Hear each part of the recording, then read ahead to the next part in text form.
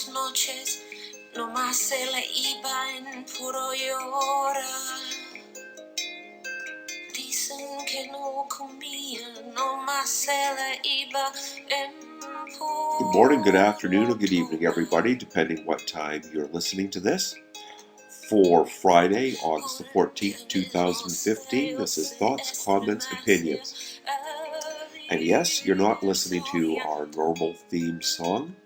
This is a song by today's guest, Eileen Keane, who's going to be telling us about, quite literally, her incredible voyage to life that has led her to become a much-loved singer-songwriter here in Ireland. And yes, there's actually a little Spanish. So, I want you to sit back, relax, fire up a podtini, and listen to the words as they fly through the air. We'll listen to the rest of the song and then we'll be right back with Eileen Keane.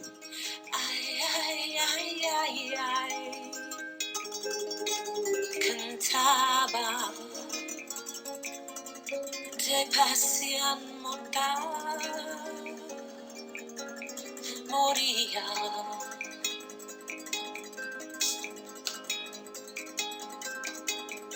Que una paloma triste muy de mañana le va a cantar a la casita solo con las bolitas a par en par. Juran que esa paloma no es otra cosa más que su alma, que todavía espera a que regrese la desdichada.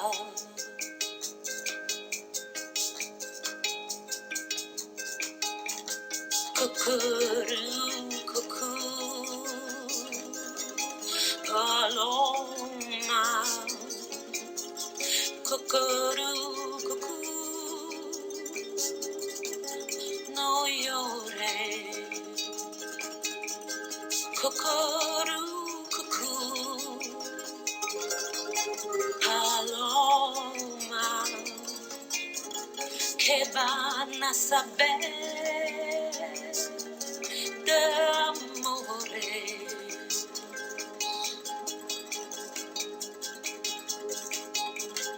Cucurú, cucú,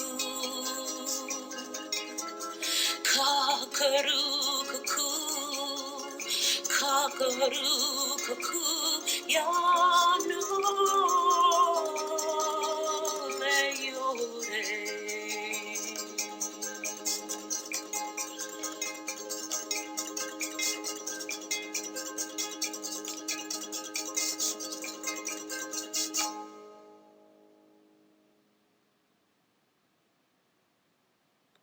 And now we're on with our guest, Eileen Keane. Hello, Eileen. How are you?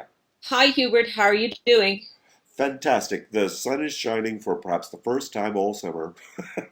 I know even here in Connemara, the sun has sort of magically broken through a little bit of blue cloud. Yes, yeah, and well put. Yeah, it's blue cloud. Or should I say a tiny bit of blue sky? Yes, yes. Yeah.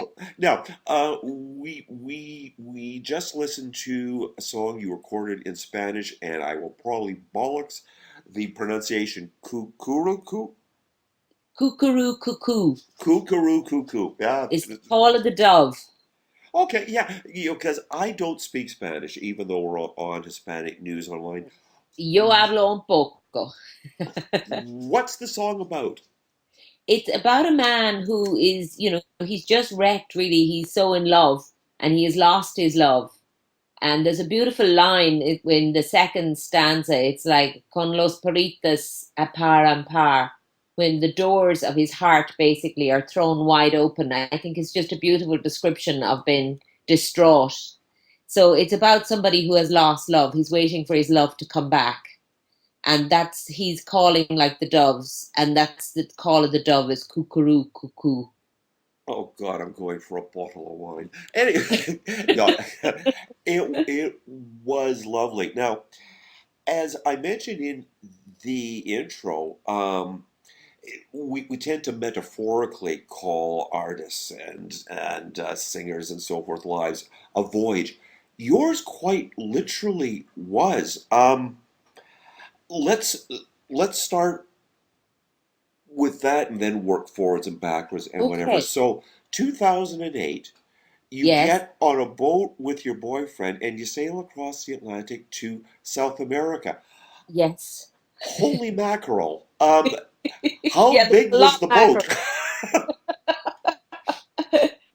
Well, it was kind of crazy because I'd never sailed before. Oh, Jesus. Um, and I met this guy. I was really wanting to have a relationship, and I actually went to this woman, and she helps you vision a relationship. So I visioned this relationship with this great guy who was into the outdoors and everything.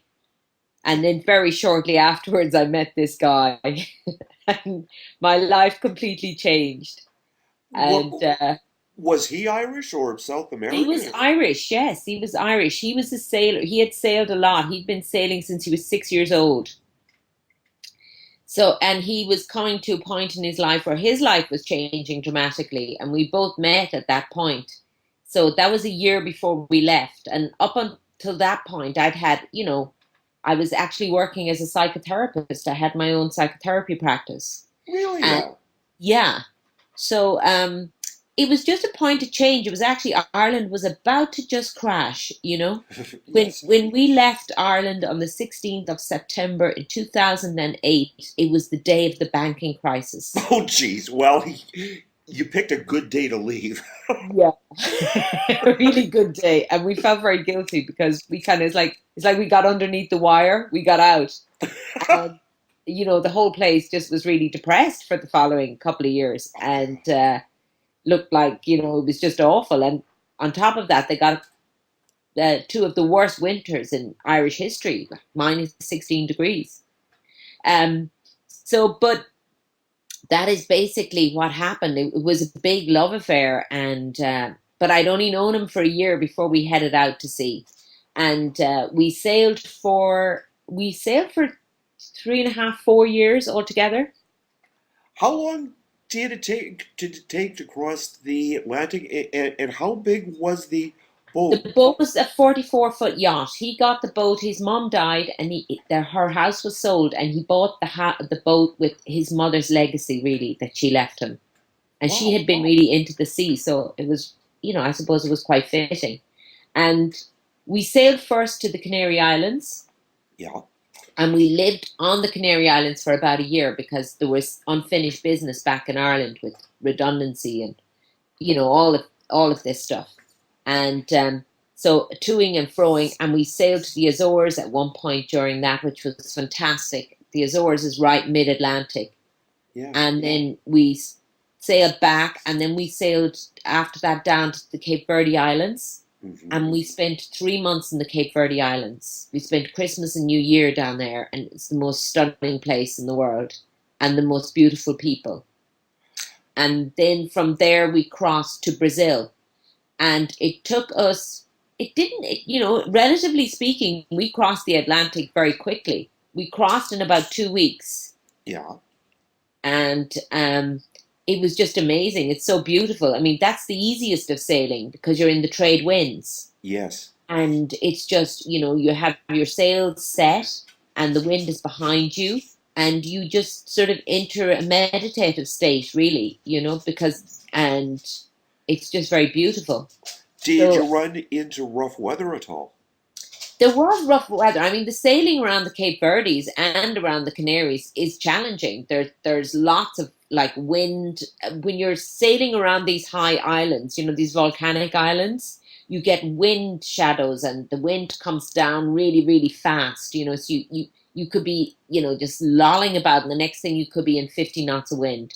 So that's very challenging. And around the Cape Verdes, a lot of big swell. So very dangerous to anchor, and at times you just have to pull up the anchor and get out of there before you be thrown up on shore. Wow. um, Yeah, so the worst of the weather though is trying to get out of Ireland because we have the seas around here are, very challenging and the Oh weather yeah. around here is very challenging. And as you go further south, the weather gets less challenging. Well, so um, did so there was just the two of you, or was there more crew, or Well, mainly it was just me and my partner. And before, sometimes when we were doing, in the early days, when we were doing big passages, we would have one member of crew, yeah? So, but then once we left the Canary Islands, it was just me and Mark. We just sailed, just the two of us. Did you speak any Spanish, or you mentioned you Yeah, were I in? spoke a little Spanish. Well, I wouldn't say I spoke very much Spanish, but I had studied Spanish as a beginner when I did a degree years and years ago. I did a degree in European studies when I was in London. I immigrated to London when I was very young, and I ended up going to college there, and I did a little bit of Spanish in my European studies degree. And then when we were beginning to go south and when we were in the Canary Islands, I started to brush up on my Spanish, and then it really was helpful. But the thing is that most of the territories we actually ended up being in were Portuguese speaking. In The, Brazil, yeah, yeah, yeah. Cape Verde, Brazil. Um, so it wasn't until we got much further down into Uruguay and Argentina that our Spanish took off. Okay.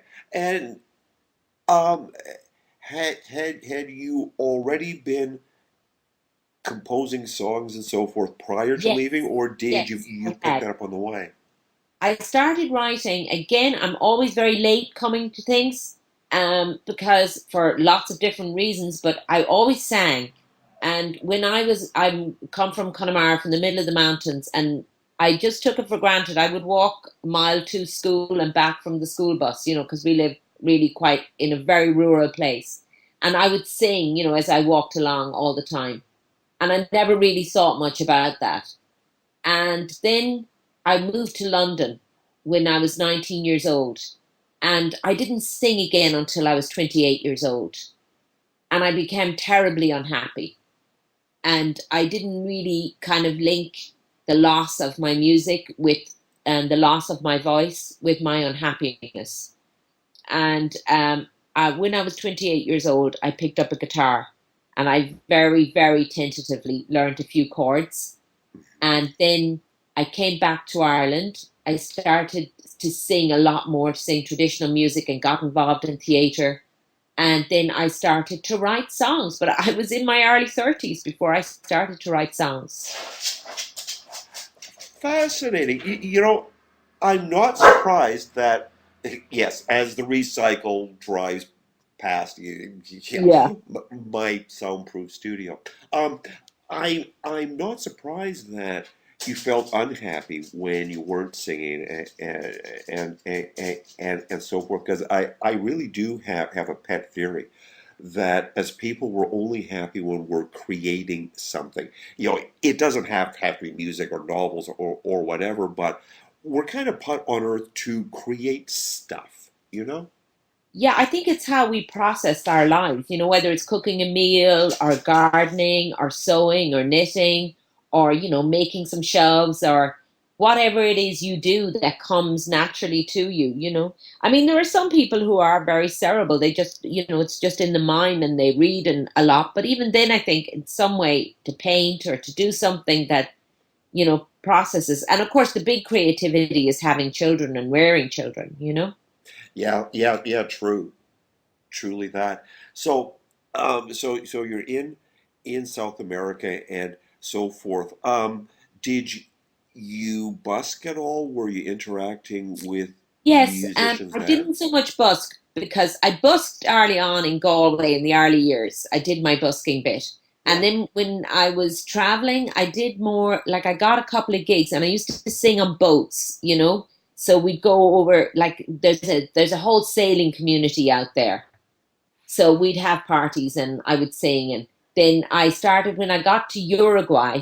Um, and of course, the music in Brazil is amazing. It's actually really, it's quite intimidating because it's so good.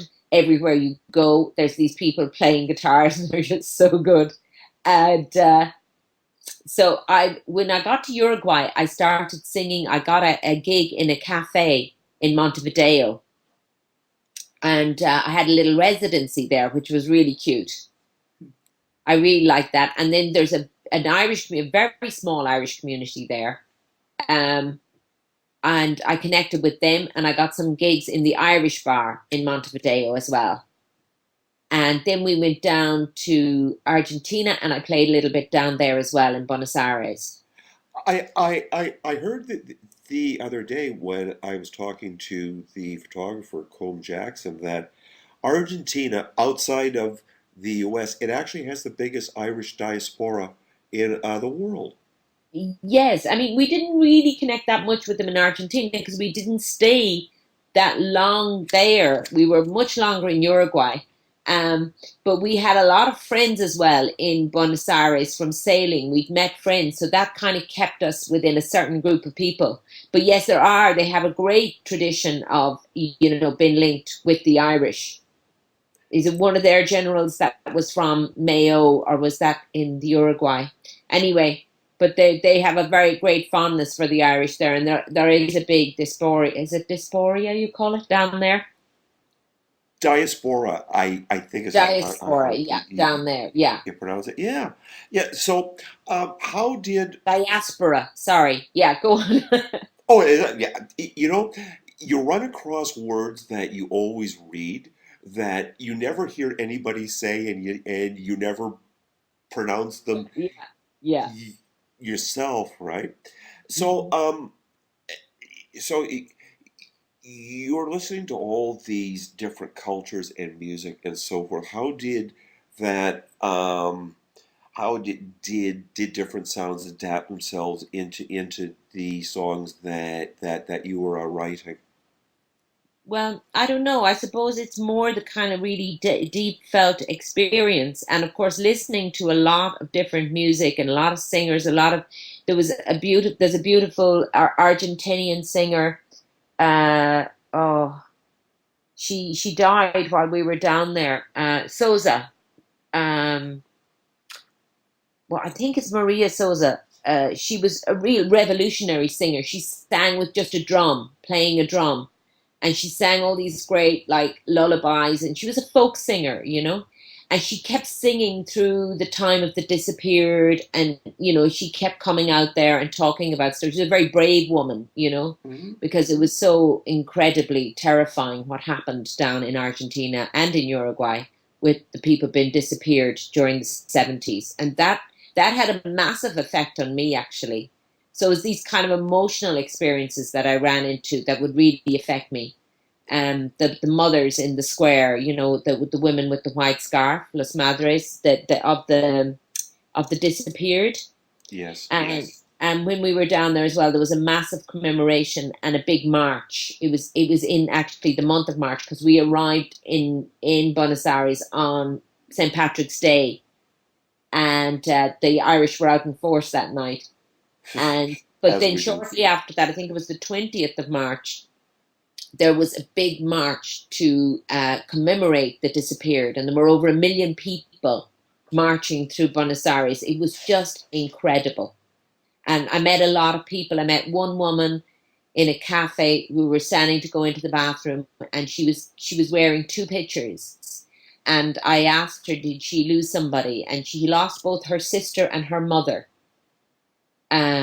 during that time. They were disappeared, and she still knows nothing about them. Yeah, that must be a horror, an It was absolute it horror. was really frightening, and it was amazing, just visiting the university and seeing all the pictures of the people who had been disappeared up on the wall, and they would have been the same age as myself, I suppose now, about Indeed, age group. indeed. It reminds me of an experience in my life. But my mom took me on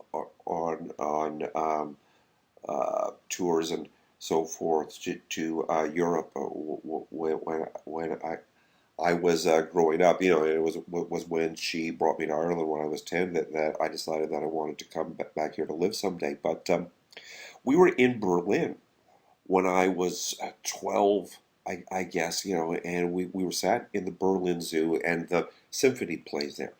And this elderly German woman sat down next to my mom, and in very broken English, was trying to explain to her, because they all always think we're American and not Canadian, right? But she was trying to explain that it was Hitler. Please don't blame the German people, and you get these incredible, memorable experiences. You know, Well, I think they're a real wake up call as well, you know. We can take our freedom very much for granted, you know. And indeed, yes. and I think these kind of experiences are great wake up calls because we can get very concerned with, our everyday making ends meet. So I think it's really important to remember how precious freedom is and to really understand what democracy is, you know? Yes, indeed. Indeed, yes. So, uh, uh, after 4 years away, pardon me, you come back to Ireland. Now, 4 years away from a place changes one's perspective on it. You see it differently. Mhm. How did Ireland seem different to you when you came back? After this I've always this had a voyage. love-hate relationship with Ireland because I left here when I was 19. I'd be from maybe the social class where the economic situation of Ireland has always hit the hardest, where we've had to immigrate. So when I was in the 1980s, when I left school, we just all had to get on the boat or the plane and leave. And when I came back this time, and I came back then after that, after 12 years that time. So this time I came back after 4 years, and I came back into the middle of the economic crisis. And it was a pretty bleak time to return back to Ireland, to be honest. Yeah. Uh, there was nothing really, no work, everything at a very, very low level. But things are improving slowly. You can feel that things have upped here and are improving slightly. Although we're down in the west, so that's always slower coming down here. Um, but how did I find Ireland coming back? Again, for me, it's always the internal experience that predominates, And coming back after leaving the person I thought was the person I was going to be with for the rest of my life. Um, I really felt like I had left. So coming back was very mixed for me. I was in a lot of pain, and it took me a lot of time to come through that. But actually, the music was amazing. Then I rewrote a lot of the songs, and I really got into the music. And then I started recording, and that really brought me through, And of Yeah. course, it helped me to realize a lifelong ambition, which was to record and which was to perform professionally. So did you restart the psychotherapy practice at all, or did No, you? I left No. that behind me. Now, I'm not saying that I've left it behind me forever because I really love the healing profession and I love working with people. But for now, I'm concentrating really on being a creative artist. I write. I have written a well, it's in the first draft, a memoir of my sailing, and also I write poetry and I write songs. And I'm a performer and I'm a singer and I interpret music as well. Fantastic. So when you're writing a song, which tends to come first, the sounds or the lyrics, or Well, I might get just a hook line, and hmm then pick up a guitar and work with that. I realize that playing the guitar is an integral part of songwriting for me. Now I have written, if you, the Ink Blue Scarf is a song on the EP there, and that's written just by walking, just been outdoors and walking, so I can write in that way as well. So I just write with my voice, without an instrument, without a guitar or a piano. I do find that walking is fantastic for writing anything. Dickens would go on these 6 mile, 12 mile walks, and I think Yeah. I think it's something about the rhythm, and all the other sounds around you become sort of a blank. white noise, and you really are just listening to the rhythm of your steps and the rhythm of your own thoughts, and words tend to flow that way, Yeah, I think there's something about movement, like not being sedentary, this sedentary thing of just sitting all the time. We weren't made to sit all the time. I really have an issue with children, little children going into school and being meant to sit all the time. I think it's very detrimental. And I think if we were moving more, we'd be happier because we were made to move. We wouldn't be seizing up and getting all these diseases and illnesses. And our lives are kind of, we're being very much focused towards sedentary. If you have a computer or a phone, you can sit there forever. You're not walking, you're not moving.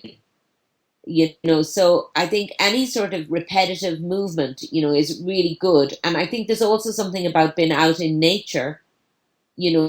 Nature makes sense of things. I don't know how it does that, but sometimes, it's, when I'm out walking, and even if it's grief or a great loss, there's something in nature that helps you to make sense of it. I totally agree. I even put it on Facebook the other day. Is that I take the dog for a. I don't dare say it out loud, or we're going to have massive barking. A WALK. Oh, And, right. and it's the same route, because there's a little farm lane behind the house, and occasionally the cows are in Yeah. different places. But I just I come back and I feel this wonderful warm flow of endorphins, just being out there, and it's the birds and the sky and it's the wind and so forth. You get away from mechanized life. Yeah, I mean that's to more, I suppose, try to be in touch with your true nature. I mean that's very difficult to get back to an authentic place with yourself. That Indeed, where you're not yes. being driven by stimulants and like coffee, my favorite. Have one on the go, Eileen. But anyway, that's been idealistic. But I do think getting outside and been, moving. I started running, and it took me a while to get into it, but I'm getting into it now where I can run quite comfortably for half an hour now, you know. But it took me a good few months to get there, Good and for it you. just changes my whole experience of life. When I do that a couple of times a week, my whole attitude changes. No doubt. No doubt. Yeah, yeah. I envy it. So when it came to recording, how did y- you go from the live gigs and so forth to the recording studio? Okay. Well, what happened was when I came back, I was living in this very rural area. I set up a little singers group in the local pub back here in Veldens, we call it in Letterfrack. It's now called the Seafarer. But there was maybe 4 or 5 of us would meet there. We met once a week during the winter, and we would sing, covers, and I would sing my own songs. And then the people who were there started saying to me, "Come on, you have to make a CD." And then I started the process, and I managed to get some funding, and then I started to work with a Galway musician, a man called Jimmy Fitz, and we did a lot of demos. And he listened to my music, and he said, "Look, we can do this." So that's how it started, and it was quite an intense process. Um, I mean, recording. I love recording. I mean, it's just great fun, but it's an expensive process. Sure. Now, And uh, some artists like the live gigs, some prefer the studio. Where I do you love to feel? perform. I love Yeah. performing. That is where I'm happiest. Um, and so I often play with the guitarist now. So I don't play guitar, so I'm just singing and performing, and that's when I'm happiest. Oh, And really? Oh, because from the recordings I've heard, you're a very good guitarist. Why don't you play on stage? Well, a lot of the recording, a lot of the guitar work is done by Jimmy, who is a professional guitarist. I mean, Ah, I started playing guitar late in life, so it's, I can play guitar and I can accompany myself and perform with it. But it's never. I don't think I'll ever going to have the comfort maybe of somebody who started to play guitar much earlier. And I'm also like I see it. My first instrument is my voice. right. And sometimes me playing guitar just gets in the way, if you know what I mean, to what I want to achieve. And if I want to play, songs, some of my chords can be quite, if I want to go more jazzy or bluesy or whatever. So, you know, You, so for which actually leads to something else, and it's a thing I love about Ireland is that people don't get confined into niches. There is such a wide range of music, even on a jukebox in a pub that that we seem to be a people who are very open, to music culture, from I any think era and so. such. I suppose having a very strong traditional music background, um, I think that's really important. I think it informs a lot, and then so there's an openness then to other forms of world music and folk music.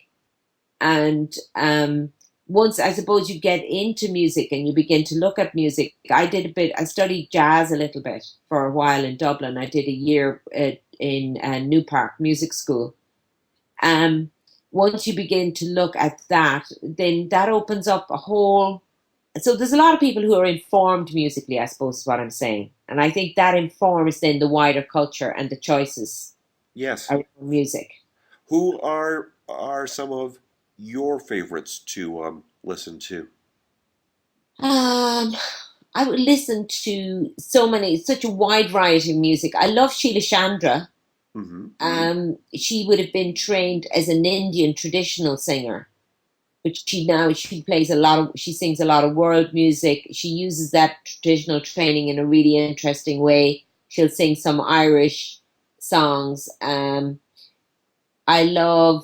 mean, I'm a big Joni Mitchell fan. Yes. I think she's a great lyricist, and particularly her early stuff is great lyrically. And then as she goes on, it really develops musically. Yeah. Um, Leonard Cohen. Of the current bunch, I suppose I'm a big John Grant fan. He's an American singer-songwriter working out of New York, and I really like what he's doing. The of our own bunch here, Gemma Hayes. I mean, she's a beautiful singer, and she's a lovely songwriter as well, and she's a really good musician. And of course, I always have great time for Sinead O'Connor. I mean, as a singer, she just broke so much new ground. Um, and she's true to herself, even though that's not always very popular. I don't always agree with her. Um, but I think as a musician, she's really interesting. I agree. I agree. Now we're at the portion of our show that I call advertisements for myself. Where can people find out more about you? Where can they come and see you Well, play, yeah. etc.? Okay, I have my own Facebook page, which is Eileen Keane, Keane, and Eileen is EILEEN. I have a website, which is www.eileenkeane.com. All my music is on there. You can download my EP from iTunes and from CD Baby, and I'm on SoundCloud as well. And where am I playing? This coming August now, I'm going to play a gig we have a Gothic church. I work as a tour guide nearby here in a very beautiful historic site called Calmore Abbey. Hmm. It's a beautiful old castle, and they have a Gothic church on the grounds. And I'm going to be doing a gig there on the 24th of August. I'm playing a gig in Galway on the 22nd of August in a music pub called the Roisin Dove. And that's part of a music presentation that's called Mano Mano. It's a kind of a pun on Mano Mano. Ba-ba-ba-doo-da. Ba-ba-da-ba-da. Manoa is the Irish word for women, so it's women in music, basically. Um, so, so we'll be doing a nice gig there, and where else? And I sing as part of a festival here, as a stage show here in Ireland on Sunday nights. It's called the Grania Whale Experience. It's a show about a pirate queen, Grania Whale, who operated off the west coast here. So I do that over the summer. Oh, So fantastic. yeah. So Oh, those are the bits and pieces that are coming up around at the moment. that is great. I'm going to have to get down the coast a bit and pop in and see you.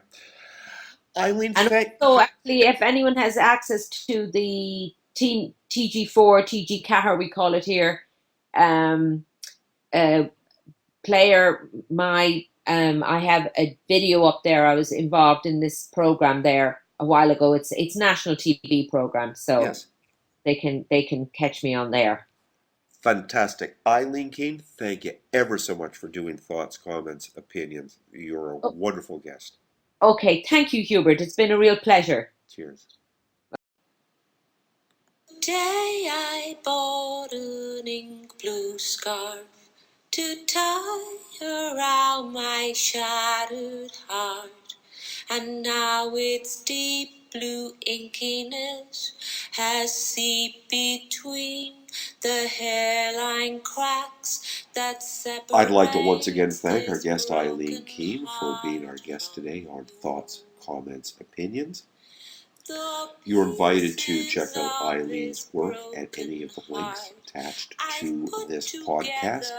And as well, if you'd like to support the recording of Thoughts, Comments, Opinions, you're welcome to come and visit us at our Patreon page. I'll be running that URL up on the screen right about now. So that's it for today. We have more podcast scheduled coming up with writers, economists, poets, you name it. If they're interesting, we want to have them on. Thoughts, comments, opinions. And so, from all of us who work the late shift here in Ireland, we'll let Eileen Keane play us out. Good night, everybody, and be seeing you. Between the hairline cracks that separate this broken heart from yours.